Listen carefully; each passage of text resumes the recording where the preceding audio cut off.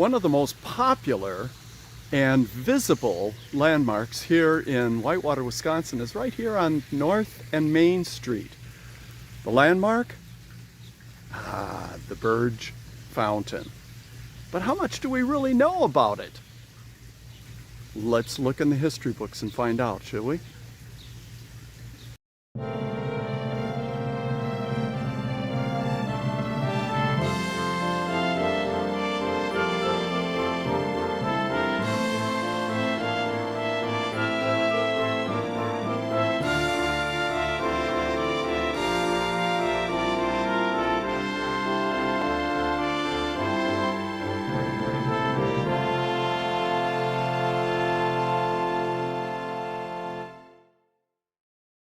The Birge Fountain was built by the J.W. Fisk Iron Works Company out of New York in 1903. It was designed by French-Parisian sculptor Louis Sauvageot sometime before 1862. Sauvageot's neoclassical style focused on symmetry, balance, simplicity of line, as well as elegant themes borrowed from Greek mythology. The Whitewater Birge Fountain measures 17.5 feet high, with a ground-level basin that is 9 feet in diameter. It encompasses a center pedestal, which is surrounded by 4 cherub-on-dolphin figurines. On top of the pedestal is another smaller basin, which supports the Maid of the Mist, pouring water out of her urn. The maid is inspired by Undine, the water nymph, who, as the story goes, changes from liquid to human form. When her husband became unfaithful, the heartbroken nymph sought revenge in an embrace that would drown him with tears. You gotta like love.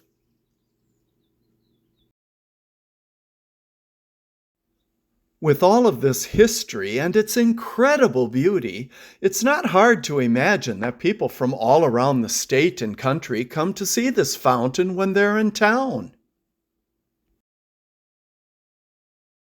And who knew that this fountain is the most popular place in Whitewater to do a selfie?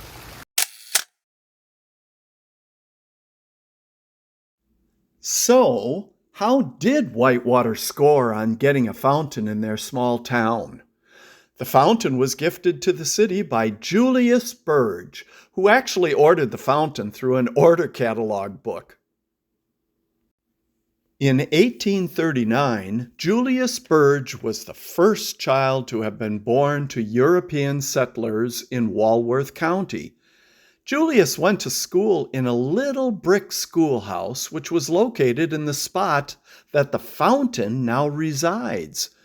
He had fond memories of his childhood here in Whitewater, from singing in the glee club, to taking part in rallies to raise money for soldiers during the Civil War, to attending lectures at the Morris Pratt Institute of Spiritualism.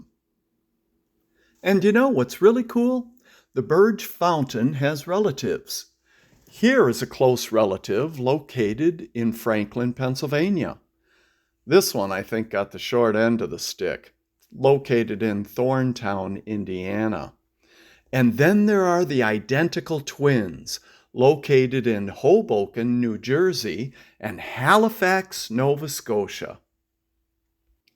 Pat Blackmer is the former chair of the Whitewater Landmark Commission. The fountain has always had a special place in her heart. I have very special memories growing up of coming here and sitting on the benches and just listening to the beautiful sound of the water. It's so relaxing and calming. The tranquility, there's nothing like it. My real concern, however, is the very fact that this fountain will be 120 years old this July. And as a result, it needs some care, tender, loving care, is what I would say.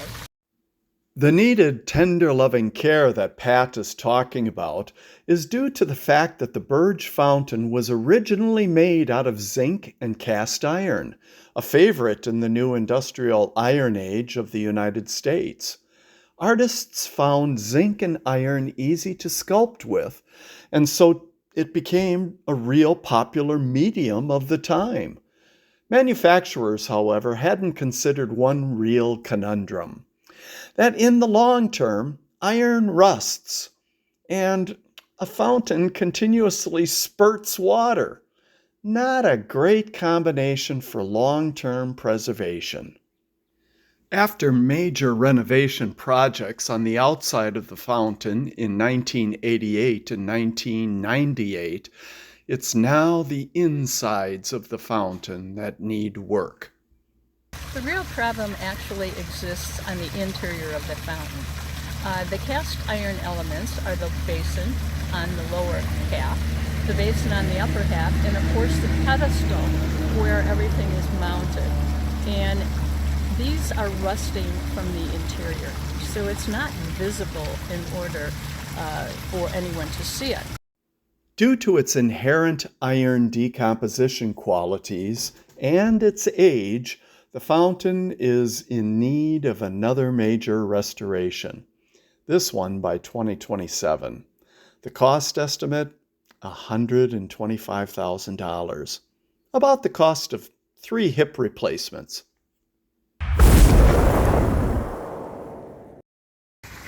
But oh, the beauty.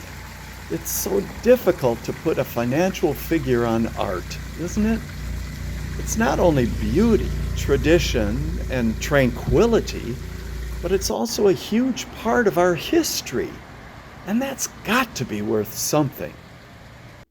Just think of the memories alone that the fountain has given us. Remember the brown teepee cover? Where that teepee is now, I have no idea, but that is indeed a fond memory. Just looking at that covering and thinking, wow, in the winter it's one thing, and then in the summer it's totally different. I remember that. I do. The Birge Fountain. Art, expression, solitude and selfies, memories, and of course, a Whitewater landmark.